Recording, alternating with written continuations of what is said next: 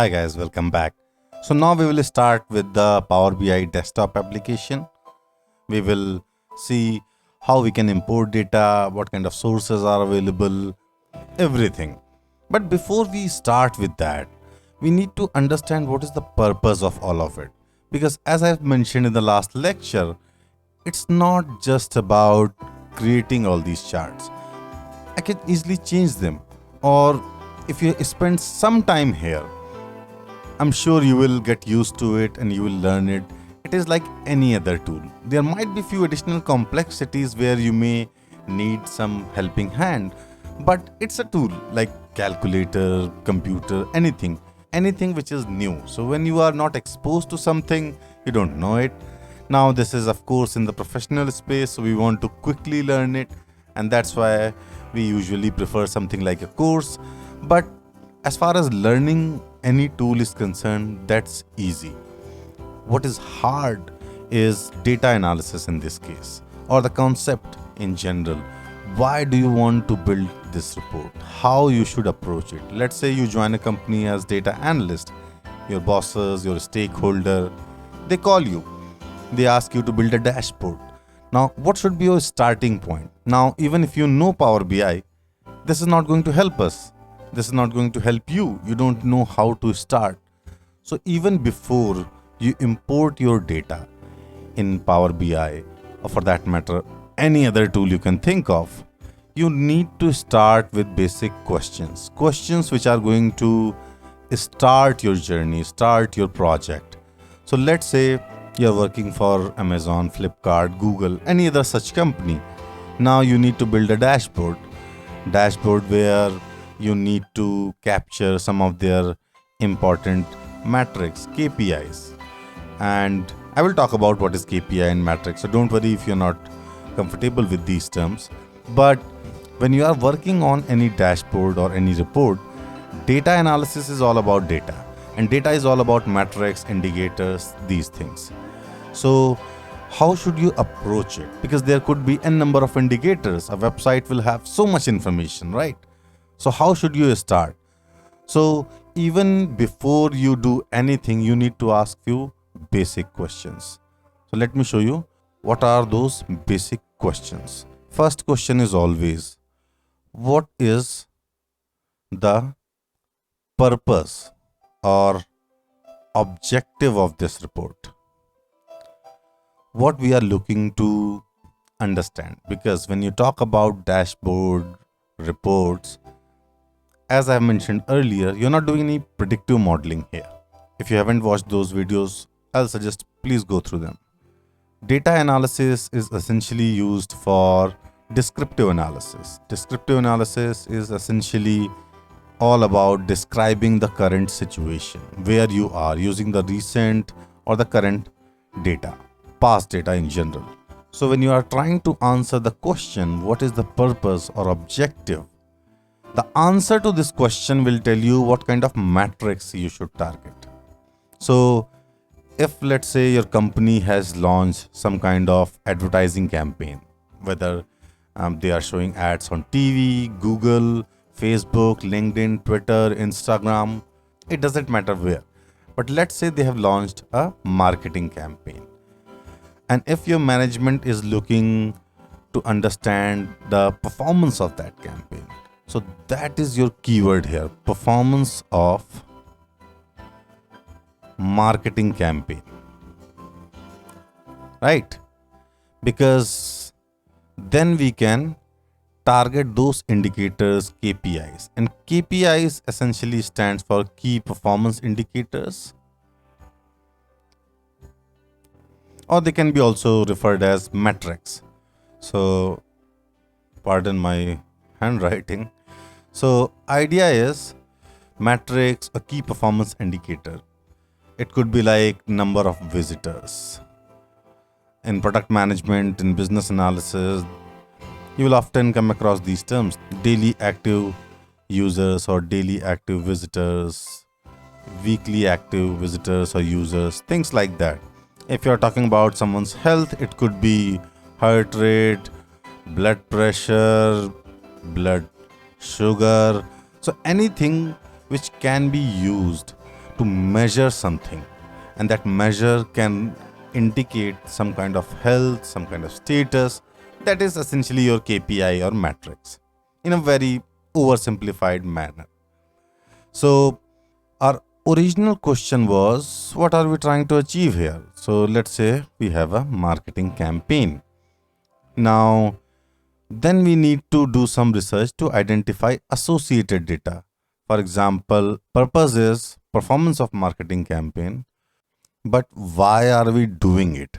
So this why, you can say, is the underlying reason of this campaign. Now there could be a variety of reasons. Our business is not doing well. Now, so let's say we are saying that we are not doing well, or any specific product or segment is not doing well.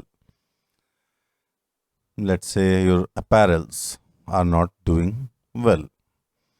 Now, this will tell us that when we are identifying our KPIs and metrics, we need to focus on this particular segment, because why will help us in further understanding what.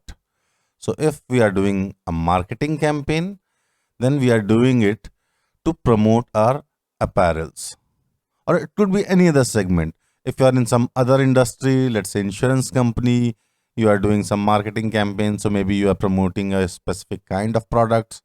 If you are a bank doing marketing campaign, then maybe you are promoting a specific kind of product like loan or maybe home loan. So whatever you are trying to promote, you need to identify why we are promoting that, whether it's not doing well, or could be, let's say, some new product launch. Because based on these reasons, we can figure out whether it's a existing product which has gone down and need to come up, or whether it's a new product where we need to gain some kind of traction in the market. So if it is a new product, it's fair to assume that initially your metrics indicators will indicate low sales, but over a period of time you expect them to go up. If they are not going up, there is a problem, right? So what, then why, and then try to find out if we can figure out any additional information. For example, where. So once you know that we are doing a marketing campaign and why we are doing it, then we need to work on associated data. So where will help us with further research. So let's say we are using Facebook or Google to promote this. Now you must have seen those ads on Facebook or Google. So essentially they are coming from these producers, vendors who are looking to promote their business. Now these KPIs simply means, in this case, there will be something like number of sales. So number of sales or conversion. If you are comfortable with digital marketing, you will know that they use terms like goal. So goal would be, it could be sale, or it could be some, email subscription, or like, or share, or referral. All these things are your goal. So you could have KPIs like number of sales, or number of email subscriptions, number of referrals, and then you can use those indicators to compare the performance of Facebook and Google. So if one channel is delivering better performance, you can focus on that channel. So let's say you realize that maybe Facebook is doing well. You can route the funds from Google to Facebook, because you know that this is a better, or rather efficient channel for this particular campaign. Maybe for some other campaign, Google might do well. So unless you have these KPIs, indicators, and unless you understand why we are doing this, you cannot target correct set of KPIs. And unless you target correct set of KPIs, you can't come up with proper dashboards or reports. You could also use additional questions like how. So how would help you in knowing if we are following any specific strategies. So everything is connected to these goals. So like I said, email subscription. So how will answer whether you are directly asking people to buy your products, or you are getting them to sign up to your emails and then taking them through some kind of sales funnel where they receive series of emails and take some action. So whenever you are starting with a project, focus on basic questions: what, why, where, how. These are good starting point. Of course, based on the answers you get for these individual questions, you can further channel your research, further do research to identify factors which could impact the overall performance of your market. Because remember, it's a dashboard or it's a report, right? So your managers, your management, your stakeholders would like to know if there are any kind of patterns there. If this data analysis report can somehow help them in getting some insight which could help them with decision making. Data visualization or data analysis in general are intended to help with data driven decision making. It's all about data driven decision making.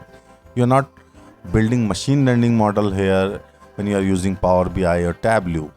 It's all about human cognitive skills. So when you build your dashboard, when you build your reports, there is somebody who is going to consume that information and use that information to make few decisions. So the original, or you can say the sole purpose of any data analysis exercise, data analysis project, is to discover hidden patterns. Insight. Insight simply means things like which channel is doing better, or which one is cheaper, which one is more expensive, things like that. Trends, whether this is going up or down. So you can say the purpose of any dashboard or report is to provide information around these things. Okay, and you start with these questions, and then you can start working on your data, because I'll show you in a bit that there are multiple sources from where you can get data, and a lot of time data is not clean. A lot of time you won't find data, or at least all the data, in one place. So you may have multiple database systems. Some information is captured in database A, some information is captured in database B, and for some information, maybe you need to get some Excel and document, capture it somewhere. So it's like you have three data sources and you need to create one data set. So data set is everything which is going to be part of your model. So this is your data set. But this data set can be sourced from one data source, or three data source, or two, or one, or five. So data source is any source like databases, online services, Excel sheet, CSV file, anything. And then you use all the information. It's like, you take some information from one database, some information from second database, consolidate everything to build the data set which you eventually use for your data analysis.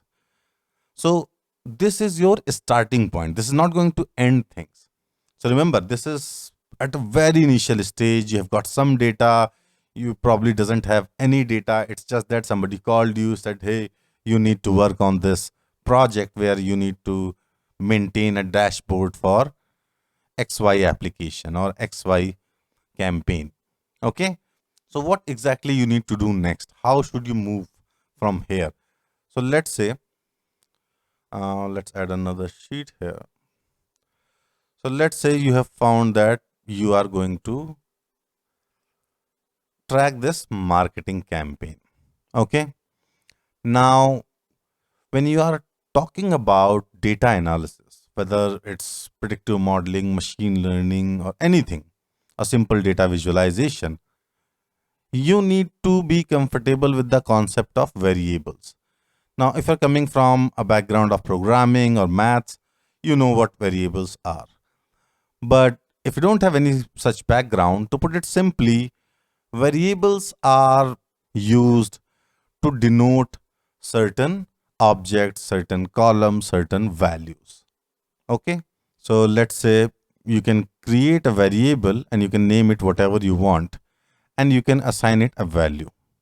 So you are using X to denote 15 here, and let's say Y to denote 5, and then you can create a third variable where you can simply say multiply X by Y. So this will give you the value of A, and then you can change or rather keep changing these values and your output will be updated. So that's how it's usually handled in programming. But to give you the concept, variables are used to denote values, to hold values, to create objects, things like that. Now, in data analysis or machine learning, you are not creating these variables. Now, of course, technically you can, but as far as the concept is concerned, for now, let's park this marketing for a while so that I can explain you the concept of variables, and then we'll come back to this marketing. So let's say, I don't know if you know, there is a thing called BMI, which is body mass index.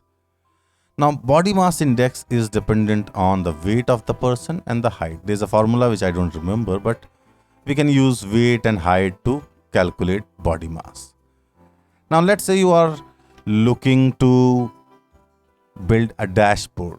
So you have access to a population of 1 million people. You have, their weight, height, gender, age, and things like that, horoscope, all these kind of information. So you have 10 such variables. So all these individual factors like weight, height, horoscope, age, they will be called variable in the world of machine learning data analysis in general. So if you were to look into a spreadsheet or a database, they will be like these columns. So one column will be age, second column could be your gender, then weight, then height, then horoscope or anything else.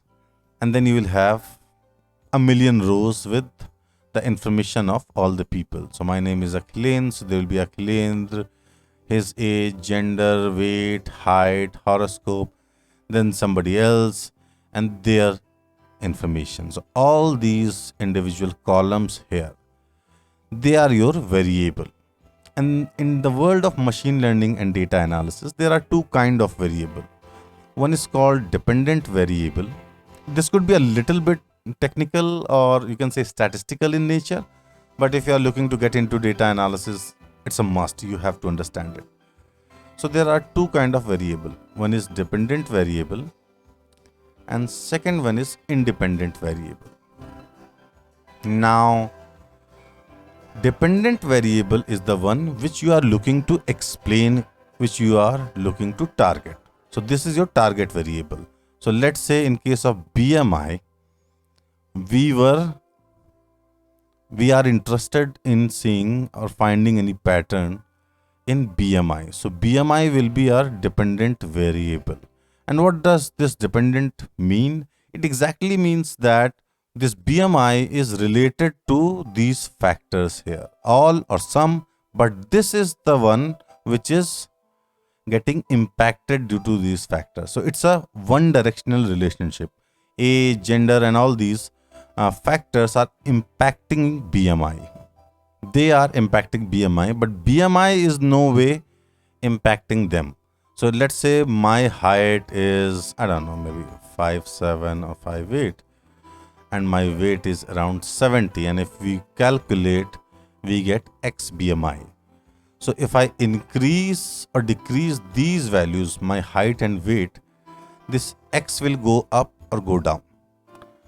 But X in itself cannot do any change or impact height or weight in any way.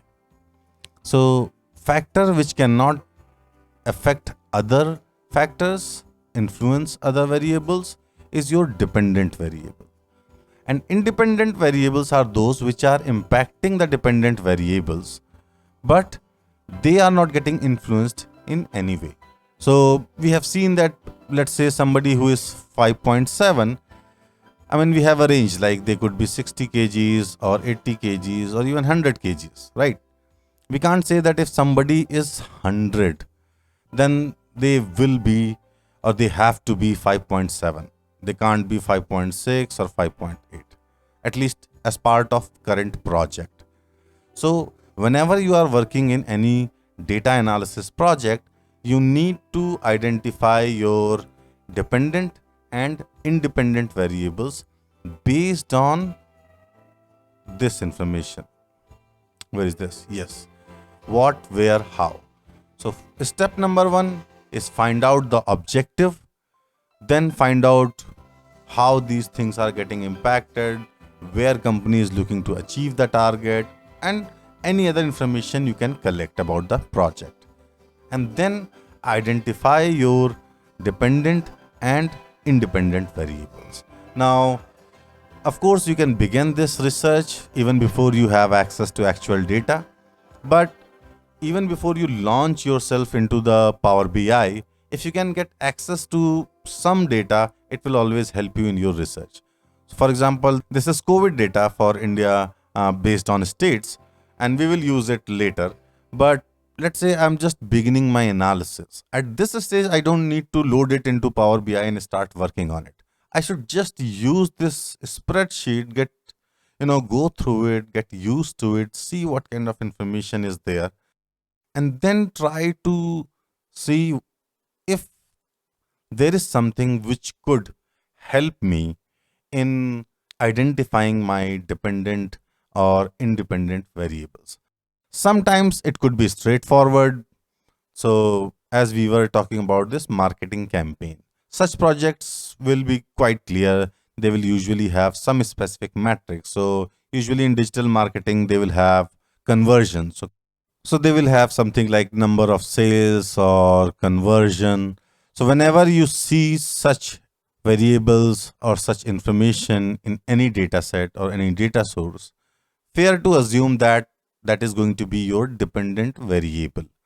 And any other information you see there could be your potential independent variable. And when I say potential, I mean that all the information which you find in your data sources may not be required. For example, in case of this data set, which we were using for BMI, we had a field called horoscope. Now, horoscope, as you know, won't impact our BMI. So, when you are loading the data, I will show you how to remove the columns or ignore the columns which you don't need. So, identify your dependent variables, then go through your data sources or do some initial analysis, identify your independent variables which are relevant. So, if you talk about conversion or product sales in the context of a marketing campaign, we are not going to count people who are directly coming to our website, right? We will look at the people who are coming through the channels like Google or Facebook, wherever we are promoting our product, right? So that is relevant information for us. But we also need to put information who are our direct users or direct purchasers so that management can identify whether it is worth to spend money on the promotion. Maybe the direct purchases are higher than these. So it's better to put that money and deliver better customer service to the direct incoming walk-ins, potential buyers, instead of wasting money on marketing channels. So relevant doesn't mean that it will only have positive impact on our primary dependent variables. It could be negative also. So anything which could highlight some kind of trend, some kind of pattern, some kind of relationship, you should always include that as independent variable. And if something is completely, you can say, not related, not relevant to our project, we should always ignore that. Okay. So hopefully that helps. Whenever you start with any data analysis project, always start with your objective, then try to answer where and how. And don't worry if sometimes, especially when you are just starting out, you are new, you may not get a very straightforward answer. So don't worry. Idea here is to do research. Try to put, some effort there and see if you can figure out something. If not, it's all right. move on to the next step, which is identifying your dependent and independent variables, and take it from there. Manually look into the data set. If you have database access, if you have a spreadsheet, if possible, try to have a look at the data set. We as human are conditioned to do well when we look at something directly. So your brain is conditioned to process information. So if you look at a spreadsheet, that is going to help you in developing that intuition, which will make your job easier, especially the starting point. And if you can't look into it, don't worry. Once we load the data in Power BI, you will anyway have to review the data, process it, clean it, and do so many things. All right. So in the next lecture, we will start with importing data in Power BI, and we are going to take it slow, gradually. So our first project will be very small. We will just go through some of the options. We're not going to jump into everything. So just get used to the navigation, get used to the various steps, get used to the approach, what kind of steps. So understand the workflow. So as I have mentioned in the one of the earlier videos, you will process the data, model it, set up relationship in desktop client. Then you will publish it to Power BI service. And then if required, you will use the report builder to publish or print paginated reports. So this is going to be your workflow: desktop client, service, and if required, paginated reports. In terms of your workflow or the process flow within Power BI, first step is connect to the data source. So connect to the data source and import data. Okay. Then transform it. Transformation simply means that you need to review it, see whether it is in proper format or not, process it, and things like that. Then review the relationship. Power BI can automatically create the relationship, but if there is some information missing, you will have to manually handle the relationship. And then visualize it. So visualization is your last step. So now we will start and target the Power BI navigation, menu options, and the core functionality, so that you will have better understanding on the approach. Okay, thank you. And if you are watching this video on YouTube, please note that this video is part of a comprehensive data analysis course where I'm using Power BI to help you learn Power BI and data analysis. Please check out the description for the course link, and if you like the video, please subscribe and like it. Thank you.